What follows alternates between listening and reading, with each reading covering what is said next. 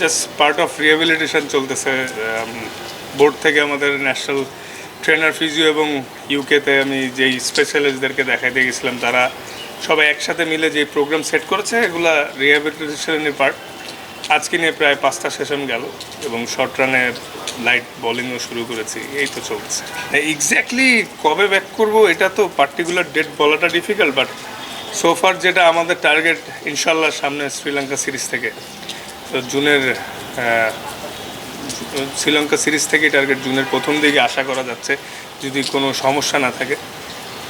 তো এভাবে যেমনি চলতেছে আমি খুশি এতে, আলহামদুলিল্লাহ। এখনও কোনো কমপ্লেন নেই। যদি এভাবে সুন্দর স্মুথ যায় তাহলে তো খুবই ভালো। তাহলে আশা করছি শ্রীলঙ্কা সিরিজ থেকেই হওয়া সম্ভব।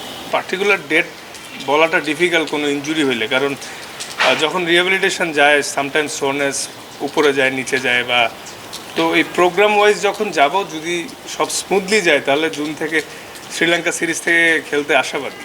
যদি এর মাঝখানে আল্লাহ না করুক কোনো প্রবলেম হয়, তখন হয়তো আমাদের ম্যানেজমেন্ট থেকে তারা আবার ডিসিশন নেবে, আমরা একসাথে মিটিং করে কি করা যায়। বাট আশা করছি প্রবলেম হবে না, যেহেতু ওইখান থেকে ভালো সুখবর দিয়েছিল যে সার্জারি ছাড়াও রিহ্যাবিলিটেশনে সুস্থ হয়ে যাওয়া সম্ভব। ওই আশা নিয়েই আগাচ্ছি আর কি। এটা কি একবারেই সম্ভব, মানে সার্জারি ছাড়া যেটা বলেছে, মানে রিহ্যাব করা বা ইনজেকশন বা ওষুধ? ফাস্ট বোলারদের ক্ষেত্রে না ভাইয়া, যে জায়গাটা ব্যথা নেই ওই জায়গায় স্ক্যান করলে কিছু আসবে। আসলে সারা শরীরেই তো স্ক্যান করলে চেরাবেরা পাওয়া যাবে, কিন্তু দুই পায়ে একই প্রবলেম আছে, কিন্তু লেফট ফুটে সোরনেসটা আসছে, কারণ ল্যান্ডিং ফুট, এজন্য। তো এটা আসলে এই মানে এটাই আমি বলতে পারবো যে আরও 6 সপ্তাহের মতো বলা হয়েছিল টোটাল, অলরেডি তো 2.5 সপ্তাহ হয়েও গেছে। তো সামনে আগাইতে পারলে বুঝতে পারবো যে কত প্রোগ্রেস কী। আলহামদুলিল্লাহ, ইটস এ ব্লেসিং যে ইংল্যান্ডের যারা পর্যবেক্ষণ করতে এসেছে তারাও চিনেছে এবং দে ফলো ক্রিকেট। এটা একটা অনেক সম্মানের বিষয়।